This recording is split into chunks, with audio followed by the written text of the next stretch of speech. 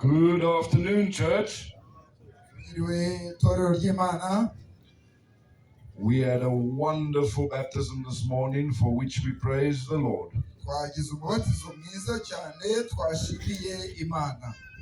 And I would like to do a special prayer right now for those who were baptized. I know they've already been prayed for.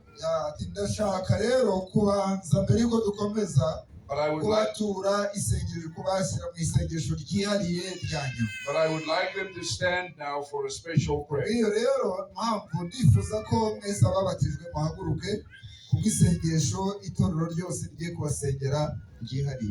And as they stand, I want to ask the congregation to also keep praying in your hearts for them.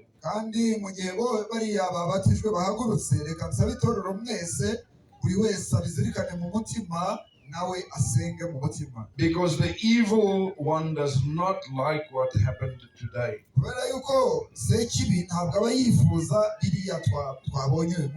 And he will be attacking them to try to make them discouraged.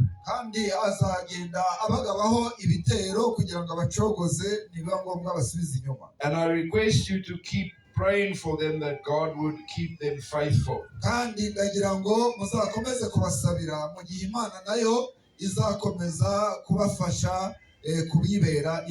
And protect them from the attacks of Satan. So let us pray again. Our Father which art in heaven, thank you for these beautiful people who have made this decision to follow you through the waters of baptism. I pray that you will help them to remain victorious. I pray that you will keep the enemy away from their homes and their lives. I pray that you will touch each of them and also baptize them with your Spirit right now. And give them the power to work for you. The power to be involved in proclaiming this good news.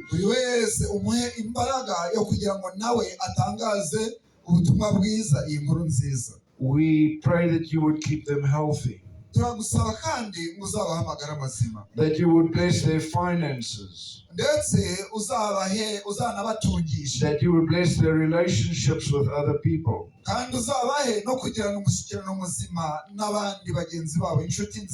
And that the dreams of their heart will come true.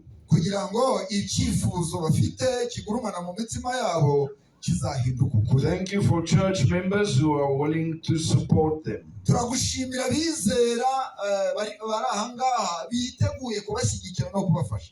And I pray, dear Lord, as we close this prayer, that one day when you return to take us home, each of these people who baptized today will enter through the gates of the New Jerusalem. Thank you for hearing our prayer in faith.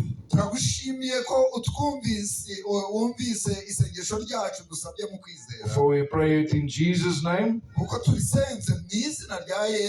Amen. Amen. Amen. When I think back of the day I was baptized, I am always excited. Because it was a new beginning in my life.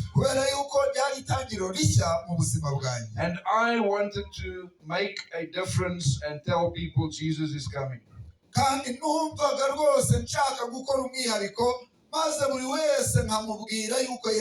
I hope that you all have that same excitement and passion in your hearts. But I also pray that prayer for our church members. that the feeling you once had for Jesus when you were baptized kugira ngo kwa kundi mwiyumvaga urukundo mwari mukunze Kristo ku munsi wanyu wo kubatizwa is still as strong as the day you were baptized. ko nyabuna bikomeza kugira imbaraga no gukura nk'uko byari bimeze cyagiye mwabatizwa. Or maybe it has grown even stronger. nyamara ahubwo ndetse bikaba byagombye kuba bikura bikagira n'imbaraga kurenza iby'icyo gihe. And so to encourage us to proclaim this gospel, nuko rero kubatera umwete ko mugiye kugira uruhare mu gukwiza inkuru nziza y'agakiza. Pastor Joseph asked that I speak about reaching out. Pastor Joseph yansabye ko uyu mwanya twaganira ku byerekeranye n'ivugabutumwa. And specifically the slogan, I will go. by'umwihariko kuri ya magambo tumaze kumenyera avuga ngo niyemeje kugenda. And I like this because it is personal. It is I. Mbikunda cyane kuko mu kuri ni iby'umuntu wese ku giti cye kuko niyemeje ngewe ubwanjye niyemeje It kugenda. is not the pastor, the evangelist, or the elders. mu yandi magambo ntabwo ari ibya pastor, ntabwo ari iby'umuvugabutumwa, ntabwo ari iby'umukuru w'itorero gusa, But everyone who is here today, including our newly baptized members. ahubwo buri wese uri muri iri teraniro harimo n'abariya bamaze kubatizwa biramureba. The second word, will, ijambo rya kabiri usibye rya rindi niyemeje rya kabiri ku it implies that it is urgent. It must happen right now. irya kabiri ngo niyemeje rigaragaza yuko ari ikintu cyihutirwa, ari ikintu cyo gukora aka kanya. We must not wait or delay in proclaiming this gospel. mu yandi magambo ntabwo dukwiriye gutinda mu gihe tugomba gukwiza iyi nkuru nziza. And the word go is a word filled with action. nuko rero noneho rya rindi rivuga noneho kugenda riravuga ko dukwiriye kubishyira mu bikorwa ibi bigambo gusa. We cannot go and proclaim the gospel tubasha kugenda tugakwiza hose iyo nkuru nziza if the only thing we are doing in church is sitting and observing. niba rero icyo dukora gusa kitubesheje muri iri torero ari ukwicara gusa tukarebera ibiri gukorwa. We must be involved, and we must involve the newly baptized members. dukwiriye kubivamo tugahaguruka tukagenda ndetse tugatera n'umwete ababatijwe kugira ngo nabo tujyane mu murimo. This mandate that we have is also found in Matthew 28. kandi iryo ni itegeko dusanga no muri Matayo 28. The last words of Jesus to his disciples. ni amagambo ya nyuma Yesu yabwiye abigishwa be. And when you know that someone is going to share the very last words with you, kandi murabizi neza iyo umuntu agiye kukubwira akajambo ka nyuma, for example, someone who is on their deathbed and they say, come, I want to speak to you. tuvuge nk'umuntu ugiye gupfa maze akakurebura akakubwira ati ngwino ngira icyo mubwira, Then you listen very carefully ndibwira yuko utega amatwi cyane and you never forget what has been said. kandi icyo yavuze ntushobora kukibagirwa. So let us look at this from verse 16. reka rero tuze ku isomo ryacu ry'uyu munsi Matayo 28 duhereye ku murongo wa 16. We normally only study this from verse 18. nahangaha turashingira icyigisho cyacu duhereye ku murongo wa 16. But verse 16 and 17 also has a beautiful truth for us today. Verse 16 and 17 is also important. There's a beautiful truth. yego turaza uyu murongo wa 16 na 17 ni imirongo y'ingenzi kuri twebwe. Verse 16 starts by saying, umurongo wa 16 utangirana, then the 11 disciples went away into Galilee, n'amagambo avuga ngo nuko abigishwa 11 bajya i Galilaya to the mountain which Jesus had appointed for them. ku musozi Yesu yabategetse. From this verse, it is clear that Jesus had an appointment with his disciples. uhereye kuri umurongo ubona yuko Yesu yari yagiranye icyo twakwita randevu kuza kubonana n'abigishwa be. This was a very specific appointment. rero iri bararika Yesu yari yabahaye ryari iby'ingenzi byihariye a very specific time and a very specific place. ku gihe cyihariye n'ahantu hihariye. And the disciples could have said to themselves, nuko rero abigishwa ubwabo babasha kwibwira mu mitima yabo, we do not feel like climbing a mountain today. ntabwo rwose uriya musozi turawujyaho ntidushoboye kuzamuka umusozi ubu ngubu. It is too hot, it is too difficult, this is too much work. ahantu umurimo ukomeye kubera yuko hari ubushyuhe, ntabwo rwose turi buzamuke uriya musozi. If they had done that, iyo baraba babigenje batyo, then they would have missed the blessing that Jesus had prepared for them. bari kuba barase burundu imigisha yihariye Yesu yari yabateguriye. In the same way, Jesus has appointment with every one of us every day. muri ubwo buryo kandi Yesu natwe yaduhaye inshingano n'irarika ryihariye kuri buri wese. That appointment is also called our quiet time or our devotional time.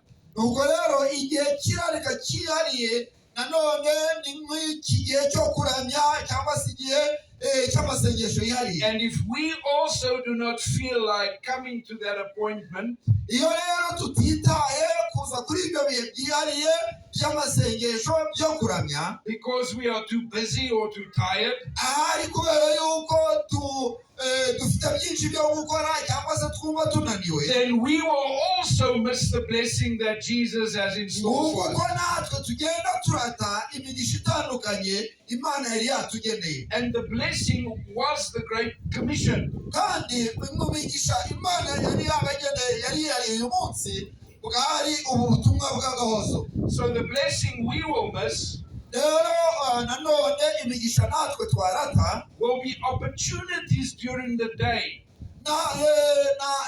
amahirwe tuba twari guhabwa to tell people about Jesus yo kubwira abandi ibya Yesu, and to share the gospel. maze tukasangira nabo inkuru nziza y'agakiza. I want you to always remember the following. ndagira ngo ibi ngibi muzahore mubyibuka mubizirikana. Never ever neglect your time with Jesus. ntukigere usuzugura cyangwa utakobwa ku kanya kawe ko kwihererana na Yesu. I want to ask you a question. ndagira ngo mbabaze iki kibazo. Who of you have gone to the store or the market in the morning ninde wigeze ajya ku isoko ku iduka runaka mu gitondo while still dressed with your pajamas or the clothes that you were sleeping in? maze ukagenda wambaye ya myenda abantu barara bambaye nijoro bagiye kuryama? Is there anyone who does that? hari umuntu mbese wigeze abikoreye mwe muri iteraniro? We don't do that. ndibwira yuko ibyo bintu tutajya tubikora, Because if we do that, people will look at us and they will laugh. kubera yuko tubikoze abantu baturangarira noneho bakadukwena bagaseka, They will say that man is not appropriately dressed. bakavuga yuko uriya muntu atambaye nk'uko yagomba kuba yambaye. And yet, we are willing to go to the store or to the market kandi nyamara tuba twigiriye ndetse twanashaka kwigira ku isoko cyangwa se mu iduka without being dressed by the armor of God every day. Without being dressed by the armor of God every day. tukagenda tutambaye nk'uko twagombye kwambara tugiye kuramya Imana buri munsi, Without spending our quiet time with Jesus in the morning. Without spending time with Jesus in the morning. mu gihe tuba dukwiriye kubanza kugirana igihe cyihariye na Yesu buri gitondo, Because it is not so visible and people cannot see if we have spent time or not. kandi kubera yuko ibyo ngibyo byo bitagaragarira buri wese ko twagiranye na Yesu igihe cyihariye tukibyuka. You can rather go to town in your sleeping clothes. You can rather go to town in your sleeping clothes. igihe twaba tutabigize koko tubagenda tumeze nk'abambaye ya myambaro twararanye mu gicuku mu gicuku, Than not being dressed by Jesus Christ's armor. mu yandi magambo icyo gihe tujya hanze Kristo atatugaragaraho tutamwambaye. Never neglect a devotional time in the morning. rero mwihanangirize ukibyuka ntuzigere usuzugura akanya kawe ko kwihererana na Yesu. Always keep the appointment that Jesus has, like the disciples did.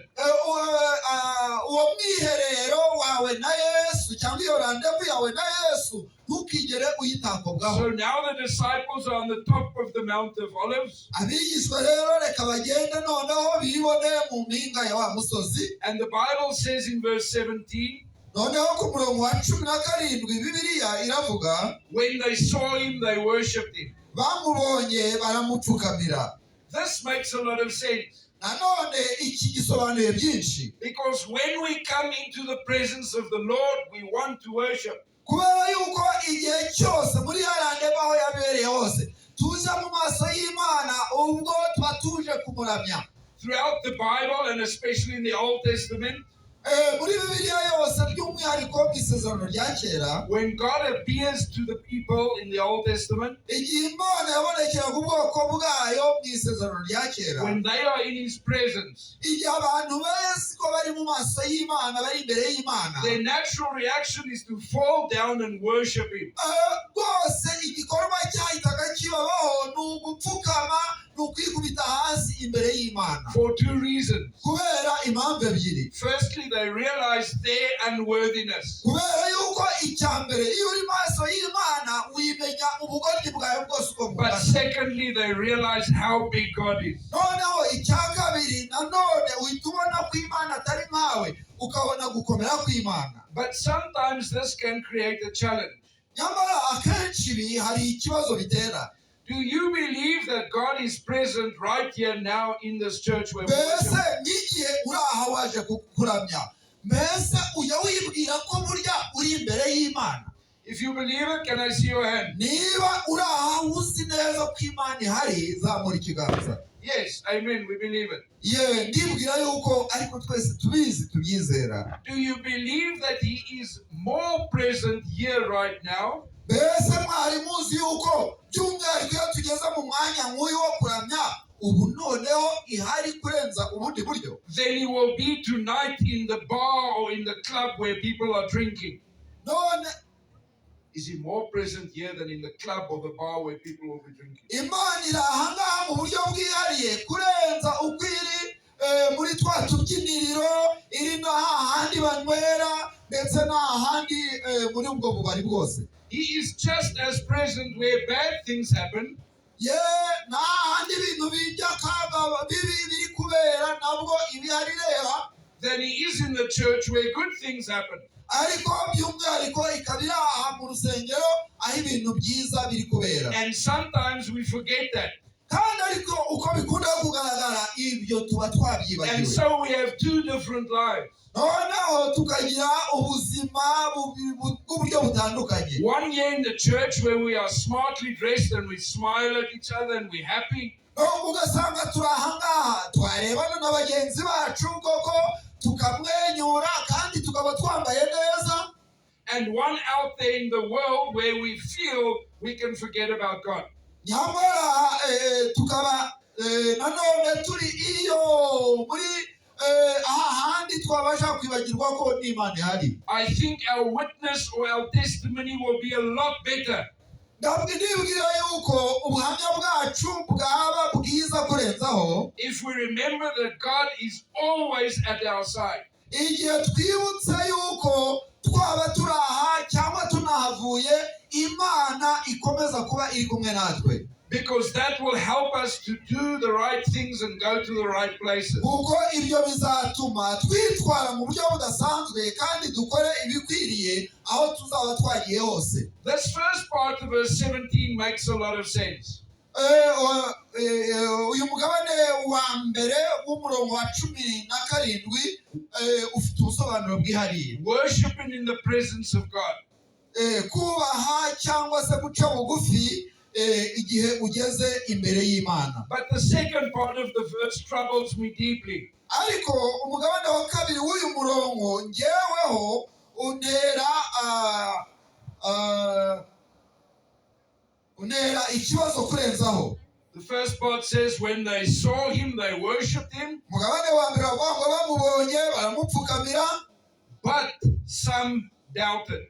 ariko bamwe barashidikanya. How is this possible? none ibi byashoboka bite? To be in the very presence of God with doubt in your heart. ukaba uri imbere y'Imana nyamara unafite gushidikanya gukomeye. To to have lived with Jesus every day for 3.5 years. bari barabanye na Yesu imyaka 3 ndetse n'igice.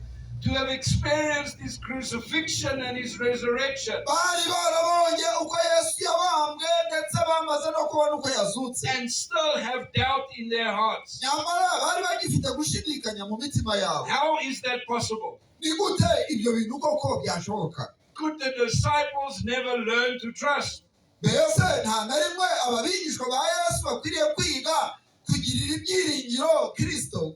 But maybe this is also applicable to us. nyamara wasanga ibyo ngibyo ari byo byacu ahubwo ari bo twebwe uyu munsi. Maybe you are sitting today in the church in the very presence of God. ushobora kuba wicaye mu rusengero ndetse uri umwe mu bagize itorero mu maso y'Imana, With doubt in your heart. nyamara mu mutima wawe huzuye gushidikanya. The other members do not know the pain and the doubt of your heart. none iki ngiki abandi bizera ntabwo bakirebesha amaso yabo ngo bakibone. Maybe your doubt is about a broken relationship. ahari gushidikanya kwawe kwaturutse ku mubano wawe utameranye neza n'uwo wenda mwashakanye cyangwa se undi muntu. Maybe it is about struggling with finances. cyangwa ahubwo uri kurwana n'ibibazo by'ubukungu. Maybe your doubt is from a health issue that is bothering you. ahari ibibazo byawe bikaba bituruka mu muryango aribyo bigutera gushidikanya. Maybe your doubt is just because you are afraid to do work for God. cyangwa se ahubwo no gushidikanya kwasha kwawe guturuka kutitangiye unashidikanya kujya mu murimo w'Imana. If you have doubt in your heart today, niba rero ufite ubwo gushidikanya uko ariho kose mu mutima wawe, I want to encourage you so that you know ndagira ngo ngutere umwete kukwiriye kumenya that Jesus understands your doubt. ko Yesu azi uko gushidikanya n'iyo kibazo ufite mu And mutima today wawe. he says, my son, my maze uyu daughter, munsi akaba avuga ati umuhungu wanjye mukobwa wanjye, I have the answer to all your doubts. mfite igisubizo ku kibazo cyawe. Not only do I have the answer, I am the answer to all your doubts. nta nubwo ari uko mfite igisubizo ku kibazo cyawe, ahubwo mfite n'igisubizo kuri uko gushidikanya kwawe. Just stay near me and I will solve your doubts. nyabuna guma hafi yanjye nanjye ndakurokora. And so I want you to take the things that you're struggling with. nuko rero ndagira ngo ufate ibyo bitekerezo byawe byahindutse intambara uhanganye nayo mu mutima wawe, And I want you to leave them here kandi ndagira ngo ibyo ngibyo ubisiga aha ngaha, ubisiga aha, and leave here without doubt. kandi ubisiga aha utagifite gushidikanya. Jesus understands your doubt. kubera yuko Yesu azi izo ntambara urwana mu mutima wawe. Because when he was here on earth, he also had moments of doubt. kubera yuko igihe yari hano ku isi nawe yagize ibihe byamugoye. For example, in the Garden of Gethsemane, kandi hari igihe yagize gushidikanya nk'igihe yari muri ka gashyamba ka Getsemane. Ellen G. White says he could not see through the portals of the tomb through death. Ellen White atubwira yuko yarebye akabona atabasha guheza amaso ngo mu mva yari agiye gucamo. In his humanity, he did not know if his sacrifice would be acceptable by God. nk'uwari wambaye umubiri w'umuntu wa kimuntu, yibazaga niba igitambo cye kiraza kwemerwa na se. And it was not easy to die for you and me. kandi mbabwiza ukuri ntabwo cyari cyoroshye kugira ngo yishyire mu mwanya wawe no mu mwanya wanjye hanyuma dupfire. And so with sweat and blood running down his face, niyo mpamvu rero ibyuya byamanukaga by'amazi n'amaraso. there in the garden that evening he prays, ndetse muri uwo mugoroba muri ka gashyamba nuko arasenga, Father, please take this cup away from me. ati data niyo bishoboka nyabuna iki gikombe rwose kindenge. He's saying this is too difficult to do. yabivuze kuko atumvaga icyo gukora uwo mwanya, But he does not leave it there. ariko ntabwo yahagarariye aho ngaho. For he qualifies this by saying, ubwo yaje kugaragaza yuko akwiriye mu gihe yavugaga aya magambo. nevertheless, not my will be done, but thy will be done. igihe yongeragaho amagambo avuga ngo nyamara bye kuba nk'uko ngewe nshaka ahubwo nk'uko wowe ushaka. So even though he had doubt, he was willing to allow God's will to be done. rero nubwo yari afite intambara mu mutima ariko we kuri we yashakaga yuko ibintu biba nk'uko se ashaka. And I am so thankful that he went through that valley of the shadow of death. nkabashimira rero Imana cyane ko yemeye kunyura muri ako kaga kose. So to have doubt is not necessarily a sin. Kugira rero intambara mu mutima ubwabyo si icyaha. What you do with that doubt can yego ahubwo icyo igikurikira izo ntambara ufite mu mutima ko gushidikanya ikibikurikiraho can lead to victory, like in Jesus' case. mbese birakuyobora bikujyane kumasha no kugira icyemezo gikomeye ufata nka Yesu maze utsinde ugere ku ntsinzi. But doubt can also lead to sin. ariko ikibabaje ni uko iyo ugize uko gushidikanya nako kubasha kukuyobora noneho ku cyaha no gutsinda. If your focus is always on the doubt, niba utinze cyane muri uko gushidikanya, bring your doubt to God today. ahubwo gushidikanya kwawe rero ndakurarika kukuzane maze ubisigaha. And it is interesting that doubt is contagious. reka mbabwire ko nanone igitangaje nuko iyo ugize gushidikanya ushobora kukwanduza abandi. It is like COVID-19. bimeze nka COVID-19 Because this verse says that some doubted. kubera yuko uyu murongo uratubwira ngo nuko bamwe barashidikanya, Meaning that there was more than just one. bivuze ngo rero bari barenze umwe, ntabwo yari umwe gusa. Now we know of one of the disciples which doubted a lot. tuzi rero umwe mu bigishwa ba Yesu wagize gushidikanya kurenza uko abandi. His name was Thomas Didymus. turamuzi witwa Thomas, And he is also known as the doubting disciple. tunamuzi ko yitwa umwigishwa udapfa kwemera. But his doubt had now started to infect the other disciples. nyamara uwo nguwo wari ubisanga bizwiho, urabona yuko yari yabyanduje abandi nabo byabafasha. We don't know how many doubted, but it was more than one. ntabwo muri iri somo tubona ngo ni bangahe bari bandujwe na kino cyorezo, ariko icyo tubona barenze umwe. But here is the good news. ariko hano hari inkuru nziza. Faith is also contagious. kwizera nako kuranduzwa.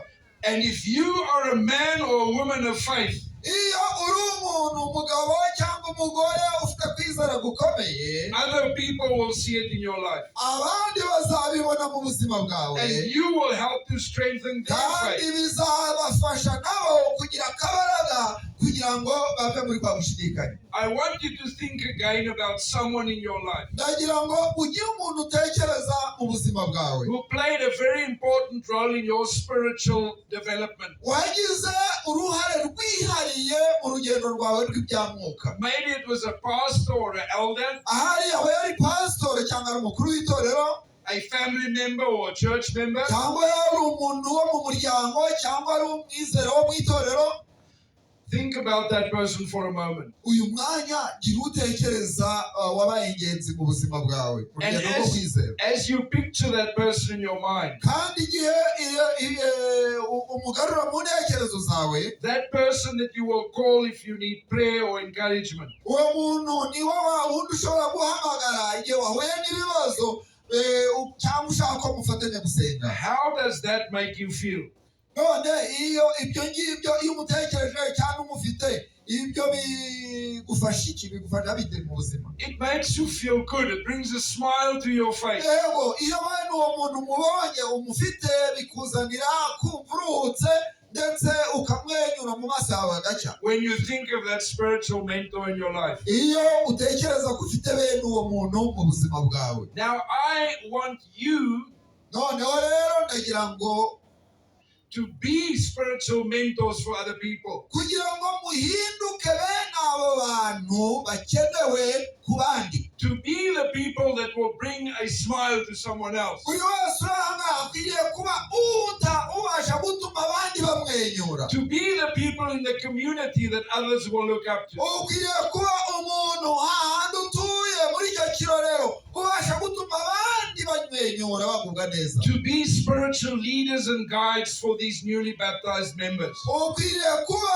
wa muntu aba babatijwe bakeneye kugira ngo bazakomeze urugendo rwabo rwo kwizera. So when the Bible was originally written, igihe rero Bibiliya yandikwaga mu ntangiriro yabyo, there were no chapter and verse divisions. mu kuri muri Bibiliya nta ibi tubona by'ibice uko byanditse mu bice cya kangahe cyangwa imirongo nta byari birimo, bandikaga gusa bahurutura, Except for the Psalms. keretse gusa za Zaburi. That was only added later for convenience to find a scripture quickly. ibice n'imirongo byongeweho nyuma kugira ngo bidufashe twebwe uburyo tubwirana iyo mirongo n'ibyo bice. Originally it was written like a book. ariko abanditsi babyo ba mbere banditse nk'igitabo. And so the last part of verse 17 nuko rero ari nayo mpamvu bivuga yuko umugabane wa nyuma usoza uno murongo wa 17 and the first part of verse 18 go together, ndetse n'intangiriro y'umurongo wa 18 bijyana, even though we have divided them. nubwo ahangaha bigabanije. And so I want to read it to you again. nuko rero ngiye kongera kubasomera The nanone last part of 17, first part of 18. umugabane wa nyuma w'umurongo wa 17, And I want to see if you pick up a beautiful truth here. ufatanije n'umugabane wa mbere w'umurongo wa 18, ndagira ngo murebe niba hari ikindi kintu gishya muza kubona. But some doubted, and Jesus came nearer and spoke to them. ariko bamwe barashidikanya, Some doubted, and Jesus came nearer. nuko Yesu arabegera. Did you see that? mbese muri kubibona? In your moments of doubt, Jesus comes nearer to you. mu yandi magambo, muri wa mwanya wawe wo gushidikanya, wa mwanya wawe w'ibibazo mu mutima, Yesu ahita He kwegera. puts his arms of love around you. nuko rero agashyira ukuboko kwe akakuguzengurutsa akagushyiraho, And he says, my son, my daughter, I understand your pain. maze akavuga ati muhungu wanjye, mukobwa wanjye, ndumva ibibazo urimo. Always remember that when you doubt. nuko rero igihe cyose uzaba uri muri bene ibyo bintu, aka kantu uzakibuke. But he now also speaks to them to encourage them. ariko nanone akavugana nabo abatera umwete. And he says to them, nuko yababwira ati, all authority has been given to me in heaven and on earth. nahawe ubutware bwose mu ijuru no mu isi. And now he shares that authority or power with the disciples. noneho bwa butware n'ubushobozi yahawe akabisangiza abigishwa be, And also by implication with all his disciples, kandi mu kubishyiramo abigishwa be bose, including you who are sitting here today at Gitarama Church. kandi ubwo ntabwo ari babandi gusa, ahubwo namwe mwese abicaye aha ngaha ku itorero rya Gitarama. All authority in heaven and on earth. Yesu avuga ati ubwo ubushobozi bwose bwo mu ijuru no mu isi, All power of heaven and on earth, ubushobozi bwose bwo mu ijuru no mu isi, which is unlimited power. Unlimited power. ari nabwo bubasha butagira aho bugarukira. The same power that was used by God to create the universe. ari bwo bubasha Imana yakoresheje kugira ngo ireme ijuru n'isi, Is available to us when we proclaim the gospel. igihe twemeye kujya mu ivugabutumwa no gukora uwo murimo, ubwo bubasha buba buri kumwe natwe. Amen. Amen. That is a beautiful promise if you are discouraged and doubting. iryo ni isezerano rikomeye igihe dufite gushidikanya no gucika intege. In the book Acts of the Apostles, Ellen White writes, mu gitabo ibyakozwe n'intumwa Ellen White yaranditse, God himself has guaranteed our success when winning souls. Imana ubwayo yasezeranye intsinzi ku bazaja mu murimo So w'ikizamitima. here we have two thoughts now. aha rero hari ibitekerezo bibiri. Firstly, we have unlimited power available. icya mbere ni uko ububasha butagira akagero, butagira aho burangirira, buri kumwe kumwe natwe. And secondly, God has guaranteed our success. Kandi icya kabiri ni uko Imana y'ubwayo yasezeranye yuko ariyo izageza umurimo wayo ku ntsinzi. So that leaves me with a question. Ibyo rero binsigira ikibazo kimeze gitya. Why are we not in heaven yet? Ni iyihe mpamvu itumye tutarataha mu ijuru? If we have unlimited power and God has guaranteed Niba success, buri murimo twarasezeraniwe kandi dufite iruhande rwacu imbaraga itagira igarukira, maybe the problem is that we are still doubting. ikibazo ubwo twabaye icyacu twaba tukigumye muri kwa gushidikanya kwacu. And we don't need much faith. Noneho tukaba tudakeneye ahubwo kwizera kwinshi. The faith of a mustard seed, the Bible says. A small faith like a mustard seed. Kwizera kungana n'akabuto gatoya ka sinapi.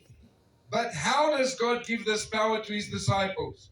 Ariko ni gute Imana itanga ubwo bubasha ku bigishwa He bayo? gives it through the Great Commission, which we know very well.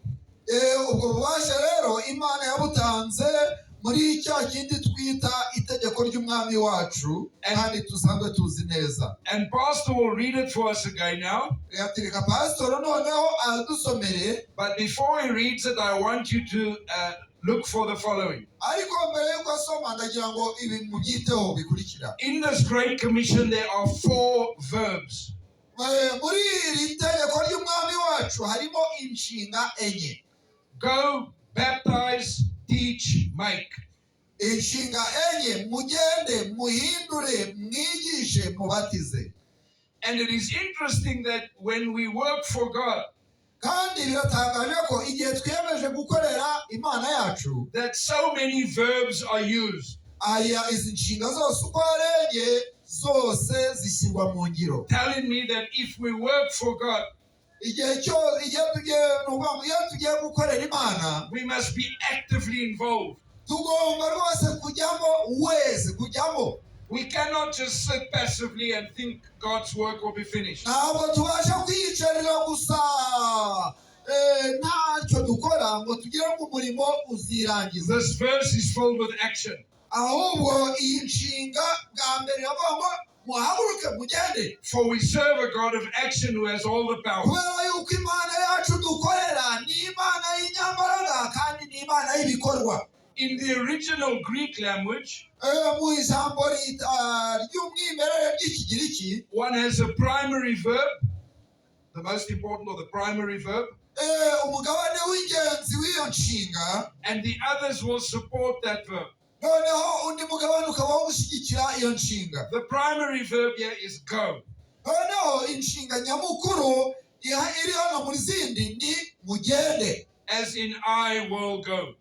nk'uko iboneka muri iya nsanganyamatsiko y'ibikorwa by'itorero muri kino gihe, niyemeje kugenda. And the make, teach, and baptize support the go. Nuko rero kubatiza abantu no kubigisha byose no gushyigikira cya kindi kivuga kugenda. With that background, Pastor will now read the verse for us Nuko again. rero ibyo mumaze kubyumva, reka pastor noneho asome iryo tegeko ry'umwami wacu. Nuko mugende, muhindure abantu bo mu mahanga yose abigishwa, mubabatiza mu izina rya Data wa twese n'Umwana n'Umwuka wera, mubigisha kwitondera ibyo nababwiye byose. So it is go, make, baptize, teach. Nuko rero nimugende, muhindure, mwigishe, mubatize. Many of these have been baptized today. Benshi n'uyu munsi babatijwe. You still need to be taught. Yego, ariko nubwo mwabatijwe muracyakeneye kwiga. You have learned a lot in the baptismal class. Hari bikeya mwize mwitegura kubatizwa. But don't be afraid to learn from the leaders of the church. Nyabuna ntimugire ubwoba bwo gukomeza kubaza abayobozi b'itorero mwiga. So that one day you will also be a leader who can teach others. Kugira ngo igihe kimwe nawe wabatijwe uyu munsi uzahinduke ahubwo umwigisha, umuyobozi w'itorero. And as church members, never neglect the nurture of the new disciples. Nyabuna mwabizera mwe musanzwe mw'itorero, inshingano yanyu ntimuzayirengagize yo kurera aba babatijwe. Our success as church is not determined by how many people were baptized today. Ntabwo kugera ku ntego kw'itorero ryacu bishingiye ku mubare w'ababatijwe. We praise the Lord for the 91 souls that have joined His Yego church. turashimira Imana ku bantu 91 babatijwe. But the true success will be determined Ariko kugera ku ntego kwacu kuzaterwa by how many of these 91 people nabangahe muri babandi 91 are still baptizing are still worshiping in Seventh-day Adventist churches in 2 years' time.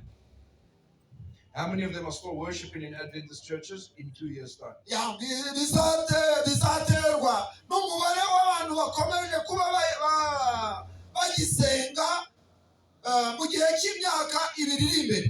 I pray that all of you will remain faithful forever. Nakwifuza yuko ataba n'imyaka 2 gusa ahubwo mwese mwashikama mu byo mwizeye mukaguma mu And I itorero. pray as church that you will create a atmosphere where that can be real. Kandi nakwifuza yuko buri wese mu babatijwe mbere mu bagize itorero yabigiramo uruhare kugira ngo abangaba babatijwe hatazazimira n'umwe. The task that Jesus gave the disciple was big. Rero inshingano Yesu yari yahaye abigishwa be rwose ni nini iraremereye. The task that He gives us is also a big task. Kandi inshingano yabahaye ni nayo natwe aduha ni inshingano ikomeye. But He never asks us to do anything without giving us the power to be successful. Ariko nta na rimwe dusaba kugira icyo dukora ataduhaye imbaraga zo kukigeraho kugira ngo tugere ku ntego. And so this portion ends with the following word. Nuko rero niyo mpamvu uwo mugabane usozanya n'aya magambo. And lo, I am with you always, Kandi dore ndi kumwe namwe even to the end of the age. Kandi dore ndi kumwe namwe iminsi yose kugeza ku mperuka y'isi. Amen. Amen. So this is an interesting verse. Uyu ni umurongo w'agahozo. I read it many times before I realized the following. Nawusomye kenshi mbere yuko mvumbura iki kintu. In this verse, Jesus adds a phrase which is not necessary. Muri uyu murongo hari umurongo Yesu yongeyeho twavuga ko utari ngombwa. The unnecessary phrase is even to the end of the age. Ni ijambo rivuga ngo kugeza ku mperuka y'isi. And as a preacher of the gospel, I truly believe we are living at the end of the age. Amen. Nk'umubwiriza w'ubutumwa bwiza rwose ndabyizera ntashidikanya tugeze ku minsi iheruka indi yose yabayeho. So if Jesus had said to the disciples, Ariko iyo Yesu aba yabwiye abigishwa be ati, and lo, I am with you always, kandi dore ndi kumwe namwe iminsi yose. amen. Amen. And He had left out even to the end of the age. Maze kariya kajambo gakurikiraho ntagashyireho kitwa kugeza ku mperuka y'isi. Would we who are living at the end of the age felt that He had forgotten about us? Mbese ibyo aba yabwiye abigishwa be atyo aho twebwe abariho muri kino gihe giheruka ibindi bihe aya magambo natwe ari kuba tureba? No, we would not have felt Oya, that. ahubwo ni ukuvuga ngo twebwe byari kuba tutarimo. Because He uses the word always. Kubera yuko yakoresheje ijambo iminsi yose. And when He says, I am with you always, Igihe rero avuze ngo ndi kumwe namwe iminsi yose, it includes today at the end of the age. bivuze rero yuko n'iminsi yacu yo mu iherezo ry'ibihe It ayishyizemo. even includes in eternity He will be with us. Ndetse bishyizemo yuko iteka n'iteka azaba ari kumwe natwe. So why does Jesus add this phrase, even to the end of the age? Kuki Yesu yongeyeho iyi jambo ngo kugeza ku mperuka y'isi? If the word always included at the end of the age. Niba na ririya jambo iminsi yose ubwaryo ryari rihagije ko natwe twaba turimo muri iyi minsi. Do you know why Jesus did it? Mwari muzi impamvu Yesu yabikoze? I do not know. Nanjye ntabwo mbizi. One day when I'm in heaven, I will ask Him. Igihe nzaba ndi mu ijuru nanjye nzamubaza. But I think the reason is the following. Gusa njyewe hari icyo nibwira cyaba impamvu. Jesus knew that at the end of the age, Yesu yarazi yuko iyo minsi izaheruka ibihe byose. In 2024 in Gitarama Church in Rwanda, Mu bihumbi 2024 ku itorero rya Gitarama, there would be men and women who would start doubting about this commission. hari abantu bazaba bahari nabo batangiye kugira impaka no gushidikanya kuri iri tegeko Yesu yasize. And so within this promise, he has a special promise for you. None rero muri iri sezerano yahabwa abigishwa be harimo isezerano ryihariye ry'abicaye hano kuri twebwe. A promise within a promise for the people at the end of the age. Isezerano ry'isezerano risezeraniwe abantu bazaba bariho mu gihe kizaheruka ibindi. And he says, do not be discouraged. Noneho akababwira twebwe bari muri icyo gihe ati nuko rero nimuhagarike imitima yanyu, Hold on to the faith. ahubwo mukomeze mugire kwizera. I am coming soon. Dore ndaje bidatinze, I am with you. ndi kumwe namwe. And that is a beautiful promise. Mbega isezerano ry'agahozo. Amen. Amen. So I'd like to end with a comparison. Nagira ngo nsoze ngira ibyo ngereranya. How successful were the disciples in proclaiming this gospel commission? None se abigishwa bashoboye bate kugera kuri byinshi bumvira iri tegeko ry'umwami wabo? Did they do it good or did they do it bad? Mbese bakoze ibikwiriye byiza cyangwa babikoze nabi? Let us look at this statistically or mathematically today. Reka tubirebe mu buryo bw'imibare uyu munsi. How many disciples is Jesus talking to here? None ndababaza, igihe Yesu yatangaga iri tegeko yabibwiye abigishwa be ari bangahe? There are 11, but later Matthias is added, so it's actually 12 that received. Bari 11 ariko nyuma gatoya hiyongeyeho na Matayo, ubwo twavuga ngo babaye 12. 12 people in the commission. Abantu 12 nibo Yesu yahaye iri tegeko. How big is their mission field? None ndababaza ikibazo, umurimo wabo wanganaga iki? The church historians tell us, the church historians, abavuga amateka y'itorero batubwira that the size of the field of the world that day ko ahantu bagomba kugeza ubutumwa hose muri kiriya gihe was 180 million people. bari abantu bageze kuri miliyoni 108. Bari abantu ibihumbi 180. That means that every one of those disciples Ibyo bisobanuye yuko umwe muri babigishwa had to reach 14 million people. yagombaga kubwiriza ubutumwa we ku giti cye muri iryo tegeko abantu bageze kuri miliyoni 40. Now I understand why they doubted. Nanjye rero aha nakumva impamvu bagize kwa gushidikanya. How would you feel if we say to you that your gospel commission today, how would you feel if we say your gospel commission Wari kubyumva nawe ute iyo uba muri bano bahabwa rino tegeko is to reach 14 million people? maze ukabusabwa kubwiriza ubutumwa ukagera ku bantu miliyoni 40 wowe ku giti cyawe. To make this practical, let's take the country of Rwanda. We're making it practical in Rwanda.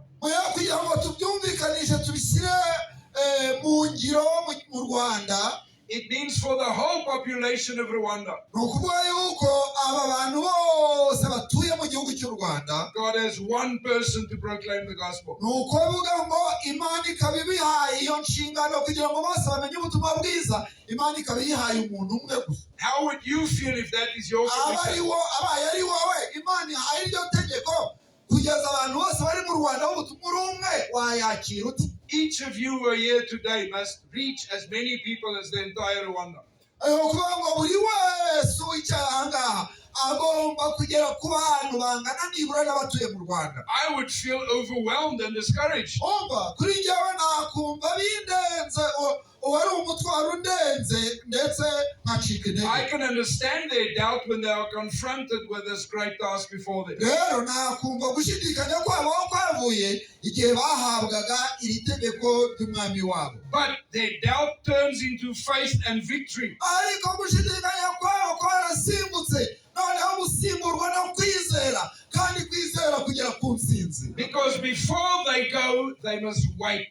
kubera yuko nanone babwiwe yuko mbere yuko bagenda bategereza For the outpouring of the early rain of the on Pentecost. kugira ngo kuri wa munsi wa Pentekote bahabwe imvura y'itumba. And once they receive that early rain, kandi mu gihe bagomba guhabwa iyo imvura y'umuhindo of the Holy Spirit, ariyo mwuka wera, they change the world. iyo mvura yatumye bamaze kuyakira isi yose barayihinduye. In the next 65 years, mu myaka 16 yakurikiyeho gusa, so about by 100 after Christ, ni ukuvuga wenda mu myaka 60 yakurikiyeho, ni ukuvuga ngo bijya kugera mu iherezo ry'ikinyejana cya mbere, the Christian church grows to more than 1 million members. umva ubukristo bwarakuze, bwari bwararenze miliyoni y'abizera. Originally, the ratio was everyone had to reach 14 million. Mu bigitangira buri wese yagombaga kugeza ubutumwa ku bantu miliyoni 40. By the end of that time, it is now everyone only has 180 to reach. Ariko mu gihe icyo gihe bijya kugera mu iherezo ry'ikinyejana cya mbere, noneho buri wese yagombaga kugera 180. buri wese yagombaga kugera ku bantu 18,000.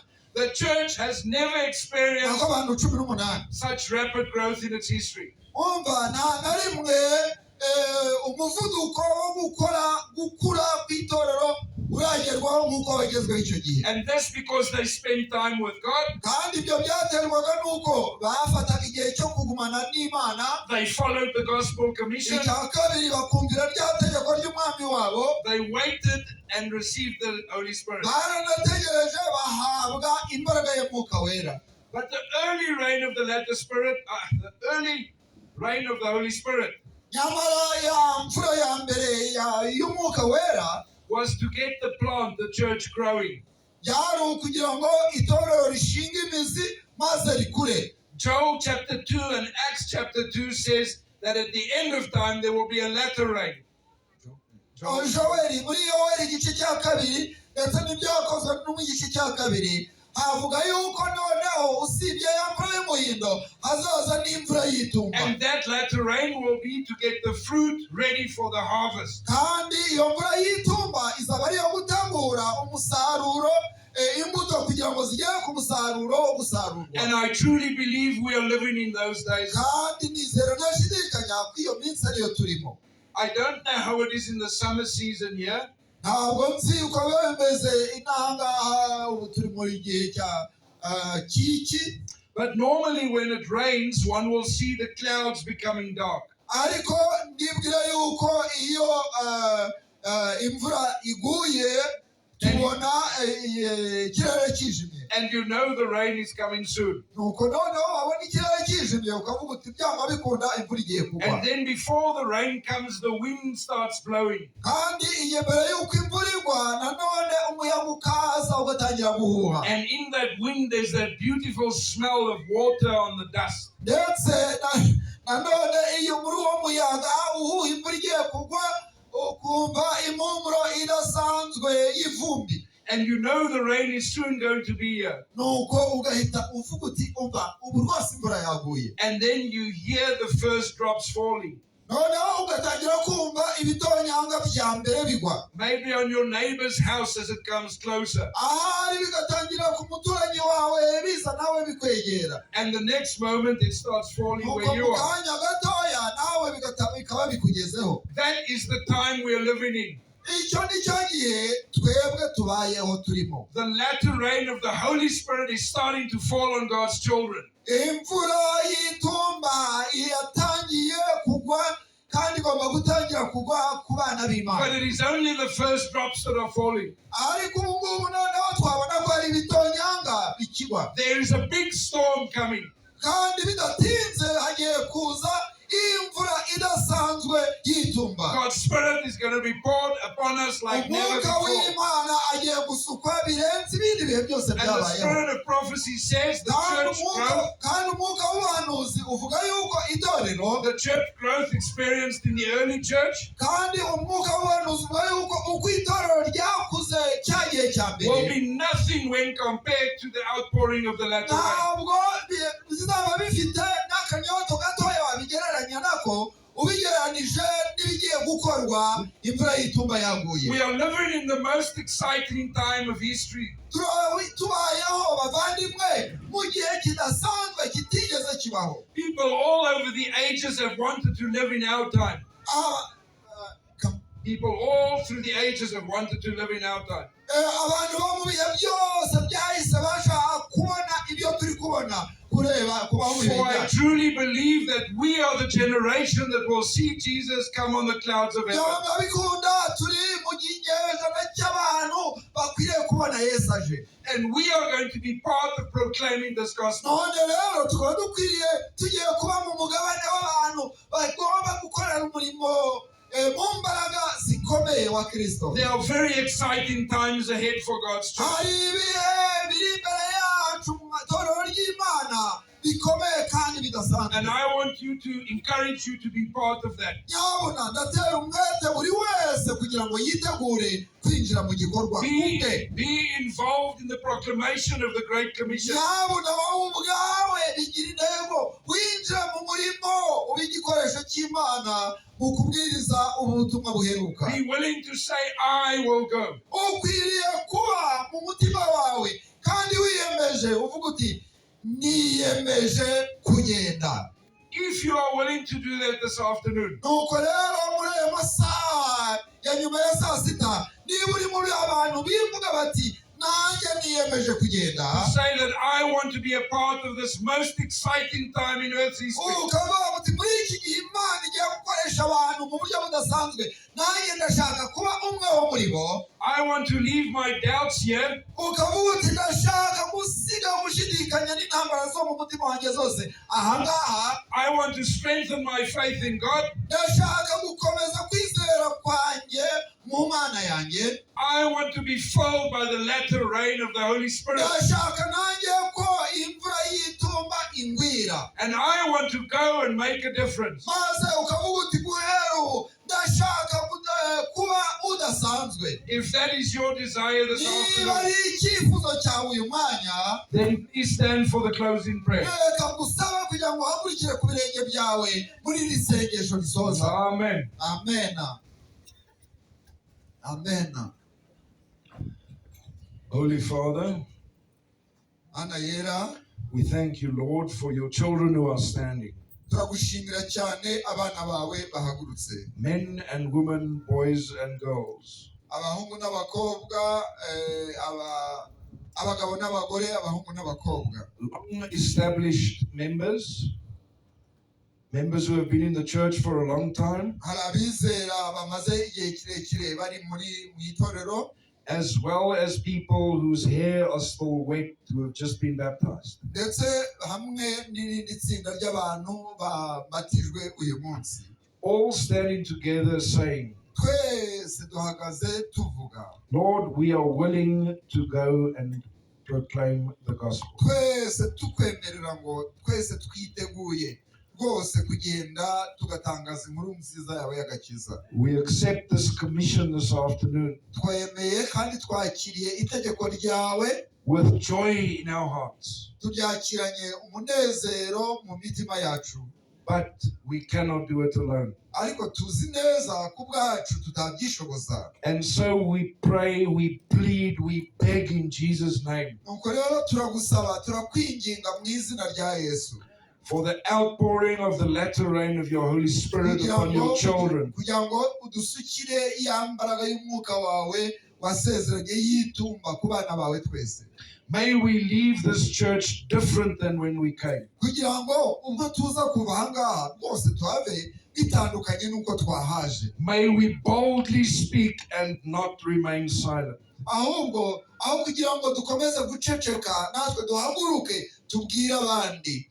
May we never neglect our devotional time with you. uzadufashe kugira ngo twe kuja twirengagiza ibihe byo kuba hamwe nawe. Lord, we just want to say once again nuko nanone data turashaka kongera kuvuga tuti that we love you with all our hearts. ko tugukunda n'imitima yacu yose. And so accept this humble sacrifice we give today. none rero kubw'ibyo wakire uku kwitanga kwacu ducishijwe bugufi. And we pray that the love of our Lord and Savior Jesus Christ, kandi ibyo tukabisaba mu izina rya Yesu umwami n'umukiza wacu, the grace of God the Father, maze ubuntu bw'Imana data and the sweet, sweet fellowship of the Holy Spirit ndetse no gucyanuka k'umwana n'ukwa mwuka wera will remain with us all, bikomeze kubana natwe twese now and forevermore. ubu ngubu ndetse n'iteka ryose. Amen. Amen.